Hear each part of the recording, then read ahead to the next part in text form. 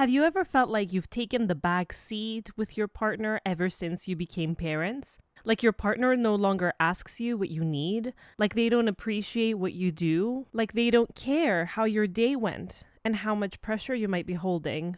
Do you feel like connection and the expression of love is being taken for granted now? Like there's no room left for you? Well, today's episode is all about going deep into the real reasons why we keep on having these squabbles with our partner ever since we became parents. Why taking the trash out becomes a huge fight that we can mull over for days on end, when what we really want to talk about is the deep disconnect that we feel. So are you ready to find out what's really lying under the surface? Let's do this. Hi there. If this is your first time here, welcome to the Parenthood and Relationship Podcast. I'm your host, Markella Kaplani, a psychologist, a parenthood and relationship coach, and a parent myself.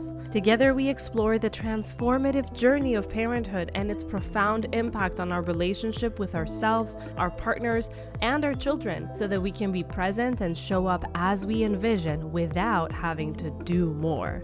Let's get into today's episode. Today's episode is inspired by a podcast I jumped on last night. It was a great conversation that we were having revolving around how do we as parents share responsibilities that come up in parenthood, especially during those times of transition. The episode is coming out next month, and I will make sure to come back to this episode and have the link in the show description, but you'll also see it in my social media. So if you're interested in catching that episode whenever it airs, make sure that you're also following me at markella.kaplani on Instagram, where I will definitely be sharing that it's aired. In having this conversation with wonderful host Gavi on her podcast, Blissfully Bold, what started to unravel is just how much these conversations are really not about the actual things, the actual tasks getting done or not, even though we definitely do stress over the fact that if we're the ones taking on the most responsibility at home, of course we want someone to help practically get some things out of the way. But the arguments and the mulling over and all of the stress that blocks the communication has way deeper roots, and that is what we're exploring today. In other episodes, we've talked about practical tips on how we can actively listen and communicate better and recognize what the patterns of the issues in our communication are. So I will link to those episodes below. But today I want to focus on the real deeper roots of why this is happening. What are we expressing when we start nagging? What are they expressing when they start getting aggressive or yelling or freezing out on us, becoming so cold where communication has no place to live? I'm going to walk you through some common examples that I see in my practice with the hope that this can give you the way that you can figure out what might be lying underneath the surface for you and your partner if you find that you're struggling with communication and if you find that you are constantly in battle with them in regards to the day-to-day stuff, in regards to how supported you feel. And in general, if you feel like your partnership has taken a hit after parenthood and you just don't seem to be getting out of that rut, you just don't seem to be able to resolve the issues even though you are having discussions, then I'm willing to bet that you aren't tackling the deeper layers of what's going on. And even if you are talking about your deeper needs and your most vulnerable wounds and desires, then maybe it's that you're not connecting with your partner's needs, wounds, and desires. Maybe they're not expressing them. Just because you are doesn't mean that they are ready to do that. Or maybe even if they are expressing them, you're unable to connect. And there's a reason for that too. So let's unpack that. There is a lot of talk about equitable ways to handle the stresses of parenthood along with work, along with everything that's going on. And really, this is something that I see very often, if not always, in the couples that come to me for parenthood coaching and for couples coaching. And this is not the main reason that they're there, but it is always one of the things that gets in the way of their communication, one of the things that has caused resentment. And that is the fact that they both feel undervalued, underappreciated, and not supported enough. Usually, it's the mom that carries all the weight and the load of most things child rearing, most things household, along with work if she's working. But then the father as well, a lot of times, when he hears his wife complain, his partner complain, that he's not doing enough for the house, that he has no idea what's going on in the day-to-day, that she wants a little bit of the load off, not just practically, but the mental load of having to think about everything. He also feels like his wife doesn't get how much stress he is going through at work, how he is contributing, but not in the same way. And I'm not here to tell you who's right and who's wrong. They're both right from their perspectives, and they're both wrong in holding so strongly in their positions that they don't see the other person's point of view. We have really, really distorted something, and that is that if I empathize with you, if I am compassionate with your pain, if I get to see the world through your eyes, it means that this negates the way that I feel. It takes away from my pain. It takes away from all that I contribute. So then we become very egotistical and self-centered. At least that's what we project. And that's a coping mechanism. That is our shield in front of our partners, the people that we have chosen to spend our life with, the people that we have children with. We put up a shield and we keep on projecting the light onto the things that we have done and shielding ourselves from ever listening to all that they have done, because all that they have done, we feel, takes away from the weight of our contribution. And as I speak about this, do you get how irrational it is? If we look at how we communicate with our partners in terms of our parenting responsibilities and the household responsibilities, the fact that you are, let's assume this is a household where the one person works and the other person is at home with the children.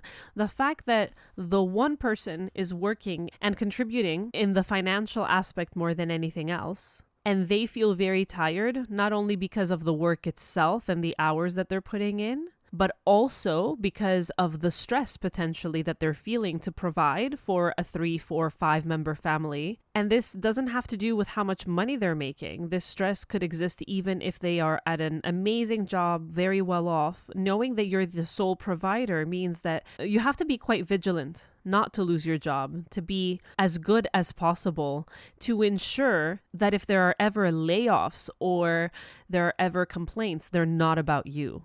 Because if you lose your job, then the household remains without a paycheck. And for some people, this might not be a thought that's at the forefront of their brain, but for some others, it might really be there. Let's face it, some of us are more wired to be anxious, and some of us aren't.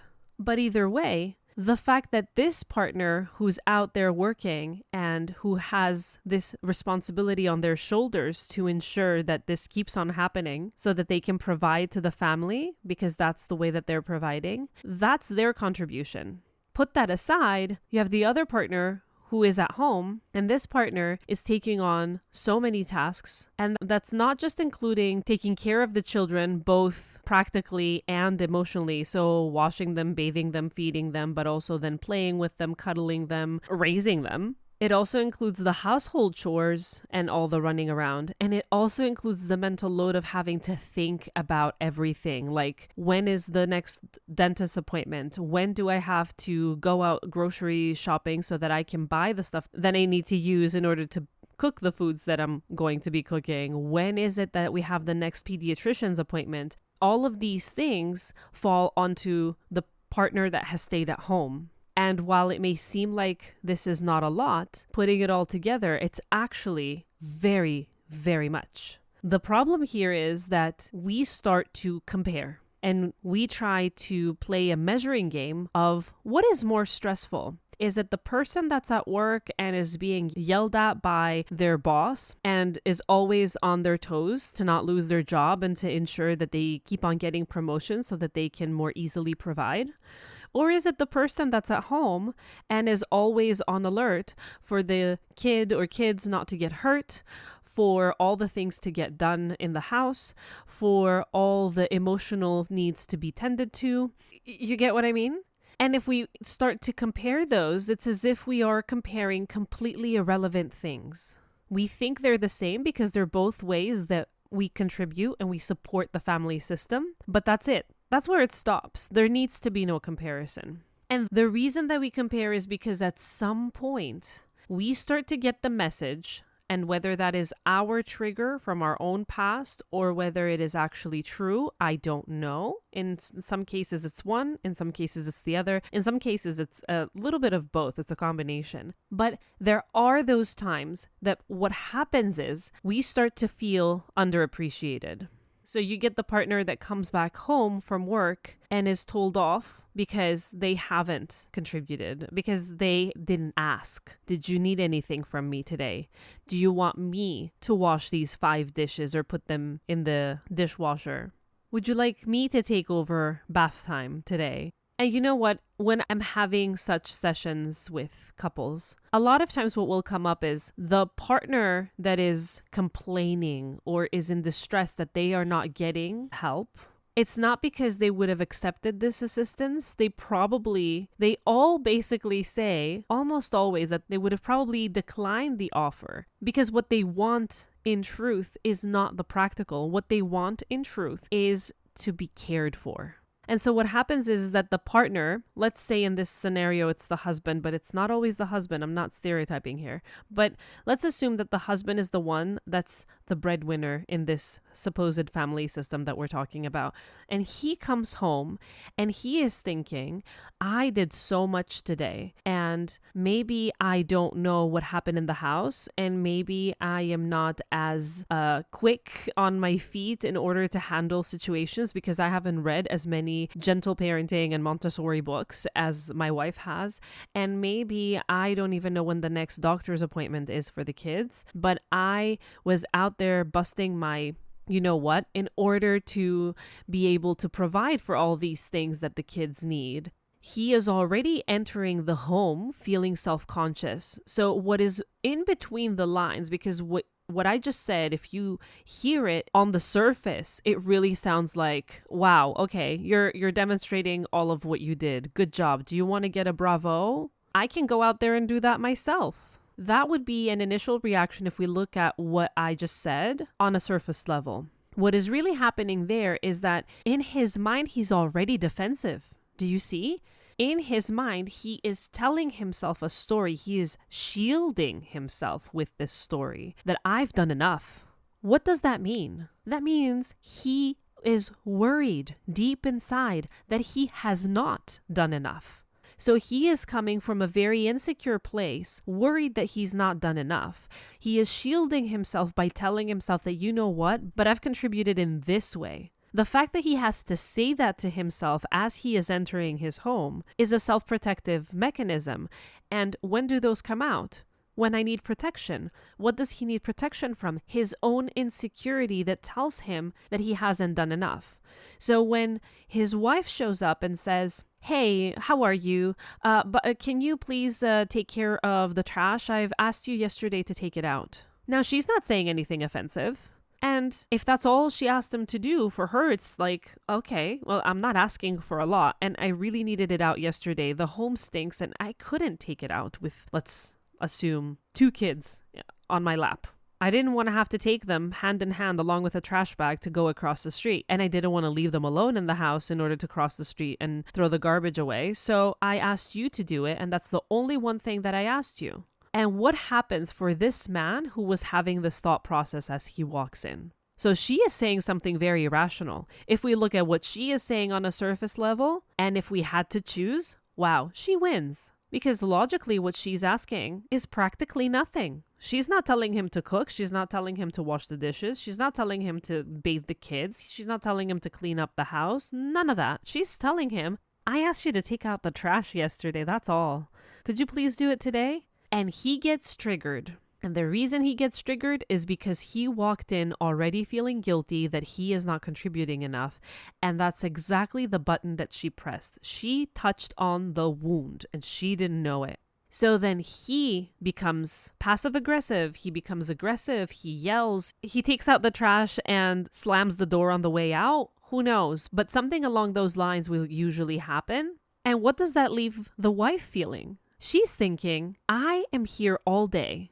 I have done a million things that if I sat there to write them down, they would take me just as much time as it took you to be at work. I multitask and I handle so many things that you wouldn't even be able to handle. Now she is shielding herself. What is she doing here? She is validating herself in her head so that she can self-protect. And she's thinking, and you can't take out the trash? And you're going to get offended and you're going to get angry. You're going to slam the door because I asked you to take out the trash. And God forbid I pointed out that you didn't take it out yesterday and you're going to get angry with me. I should be angry with you. If we dig just one more layer deeper, what is happening for her is that she feels he doesn't appreciate what she does. And then even deeper than that, she feels that he doesn't care. So the taking out the trash, what happens is that this couple will come to me and say, oh my God, it's just the trash. Why are we having fights about this? That's the one thing they can definitely agree on. They're both thinking that this is completely irrational. Why is she lashing out about the trash? It's just the trash. I can take it out at any point. It's not such a big deal. She can take it out on the veranda, on the balcony, and it doesn't have to stink up the house. Is she that controlling? And she is saying, oh my God, it's just the trash. I didn't ask him to do anything else. He's already dressed. He's walking in the house. I'm asking him, just take it out. It's across the street. It's nothing. Why are we having an issue about this? What is wrong with us? It's not about the trash. For him, her asking about the trash and pointing out that he didn't take it out yesterday, she is triggering his guilt. And for her, him not having taken the trash out when that's all she's asking for, and when she already feels depreciated, when there isn't a reward, some kind of proof that there is fruit coming out of your efforts. Our culture so craves productivity, so craves efficiency, and parenting and housekeeping can be quite fruitless, honestly. You don't see the result of all of your effort at all immediately. It's going to come quite later when you've taken a distance that you will see all the wonderful things that have resulted from the efforts that you've made. But in the immediate moment, the partner who's at work and bringing in the money, that is something palpable. That is something concrete. This is the money that pays our mortgage. This is the money that pays our food. This is the money that pays for all the things that we need. So the wife who is just asking for the trash and is getting a husband who forgets, who dismisses it and says, okay, I can do it tomorrow. I'll do it later. She's not angry about the trash. She is getting triggered because she's feeling that what I do is unseen. And I know that many people will now come out and say, well, okay, that's his problem. That's her problem. He's getting triggered because of his guilt. Well, go and solve it. She's getting triggered because of her fears. Well, go and solve it. It's your trigger. You should take care of it. But that's not how a couple works. And so while I'll agree that each of us is holding their own things, our own perceptions, our own very core beliefs that we may be holding from our childhood, that may be even intergenerational trauma that we have hardly any experience of, but we are still holding within our body. It is completely unfair to say that this is your problem, you go solve it. If you want me to go solve my problems, the way to do it is not by ignoring them, is not by pushing on those buttons, and it's not by invalidating and dismissing my triggers. I am much more likely to understand what's going on if I'm feeling safe with you. And so that's what this episode is about. I'm giving you a little bit of an insider look on what could be happening for your partner who is reacting a certain way. And now, of course, these are two examples of a pretend family. However, a lot of what I just said can be quite similar to things that are happening. And the explanation and the deeper layers that I described are quite common. And so you can use this as the basis to start to understand what may be happening for my partner when they're acting this way. When we recognize that our partner is holding guilt because they feel like they're probably a bad parent, because they're not involved enough, And we can embrace our partner and say, I know it must be hard for you because on the one hand, you don't get to experience all that I experience all day stuck between these four walls with kids having tantrums and the house being a mess every 5 minutes I clean and then it's a mess again the next second. You don't go through this, but you also are in anguish because you are away and you're missing out. I can put myself in your position and I can say, instead of saying, how convenient for you, you don't have to go through all of this. I can put myself in your position and say, wow, you may have wanted some of this. Because when the time comes and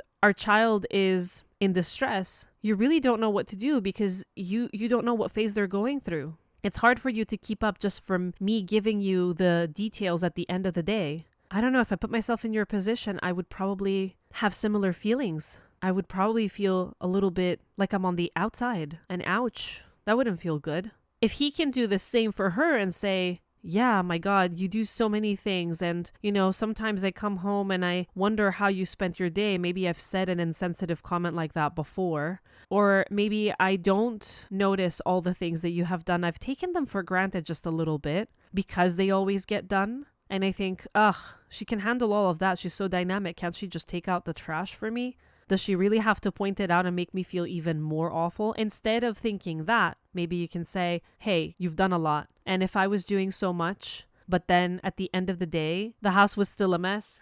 I was a mess. I was exhausted. And I had nothing to really show for it physically or in some shape or form, I would probably feel like I need someone to remind me of all the things that I do, to at least validate that I am right to feel this tiredness. I am right to feel exhausted. I have someone to ask, can I take something away from you? And that would be enough because that would show they care and that would show that they appreciate and that they see all that I do. So it's not about the trash, and it usually is not about a practical thing that the partner can take over. It's about the fact that you cared to ask, which means that you understand that what I do is also difficult and you wanted to chip in. That's more than enough to make me feel good. I don't need you to actually take over. That's exactly what I do in my work with couples and with parents.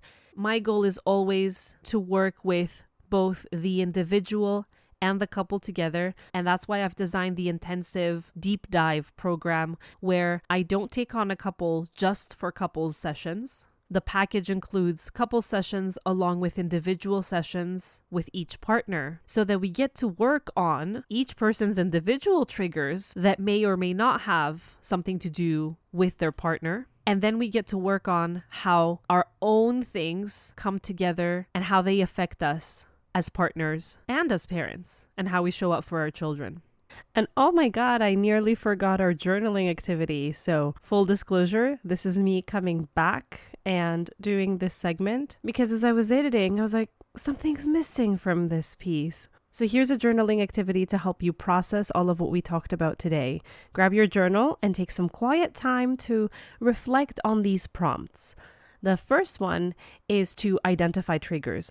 Write about a recent argument or tension point with your partner. What was the surface issue? Then ask yourself, what deeper emotions or fears might be underlying this conflict? So for example, the prompt could be something along the lines of, the last argument we had was about ... On the surface, it was about ... But I think deeper down, it was about blank. Secondly, we would tackle feelings of appreciation. Reflect on a time you felt underappreciated or undervalued by your partner. How did this make you feel and why? Consider what validation or recognition would have meant to you in that moment. So this would go along the lines of, I felt underappreciated when this or that happened. This made me feel XYZ because I thought XYZ. Then let's do an empathy exercise. Put yourself in your partner's shoes, write about what you think their day might look like, and have that include their stresses and challenges. How might they be feeling underappreciated or misunderstood? So think of it this way. If I were my partner, my day would look like this. I might feel XYZ because ABC. Next, it's really important to express needs, as we talked about. So think about how you can better express your deeper needs and vulnerabilities to your partner. What can you say or do to communicate these feelings more clearly? So none of this really works. None of it is sufficient enough if we don't get to the point where after we've fleshed everything out, we can actually use it in order to communicate better with our partner. If you need a little push crafting this, we would say something like, to better express my needs, I could say this or that to my partner. This would help because it would get them to, understand, feel, see. And finally, compassionate responses are key. So imagine a compassionate response that you could give to your partner when they express their struggles and insecurities. Because again, I'm hoping that since this is an episode that is dedicated to couples work, that you are both listening and you are both trying this out. So how can you show understanding and support? A good prompt would be, when my partner expresses this, that, I can respond with empathy by saying XYZ. Take your time with these prompts. Be honest and gentle with yourself as you explore these deeper layers. It's not going to happen very easily from the get-go. Journaling, though, can be a very powerful tool to uncover insights and to foster better communication and understanding in our relationships. In the beginning, you might think you're getting to the deeper layers, but then you might notice that it's still quite surface level, that it's still quite difficult to break the patterns of communication that you were holding on to. It might seem like nothing is changing, but as you continue to journal, new things come up, kind of like when we read a book and then we revisit it a year later, and now we're noticing different things. Now we're narrowing into other topics. Now we're interpreting the same things that we had noticed before in a completely different way. That's the same way we need to approach journaling. If it doesn't work the first or the second or the third time in order to bring out things, it doesn't mean we stop. We continue because it's a form of release first and foremost. Before we look at how this can benefit us, before we can look at the result, let's look at the unseen benefits. Like we were saying in terms of parenthood. If we want to break the cycle of having to produce all the time, having to prove ourselves, having to have something that is externally validated, is externally noticed as a benefit in order for us to feel good about what we do, this is one way to break it. This is one way to revolt around this way of thinking. And it really starts with us and with simple activities like this, that we don't give up for ourselves because we want to do something just because it makes us feel good. And because we have the deep conviction that as we continue to do that, the results will manifest and that we are rewarded either way, both in the now and in the future. Well, that's it for today. I hope that this episode was illuminating. I gave you a little bit behind the scenes of what goes on in a lot of the people that I have the honor to work with. And I'm hoping that you can take this and look at your partner today and try to see what could be underlying that coldness or that anger or that passiveness or all those things that could be bothering you. What could be happening there? And how could you reach out and be just a little bit more compassionate? And how could you express what you really need and not talk about the trash because it's the easy thing to do, but really just be vulnerable and express what it really is that you fear. That you fear you're losing touch, that you fear they don't love you, they don't care for you anymore, and that you need something that will reassure you that this is not true. Something that will have to be done over time so that your wound can slowly heal, right? And this is the case for both of you. As always, if you like this episode, please share it and leave me a review on Apple Podcasts. It really helps, and I really, really appreciate it more than you know. See you next Sunday.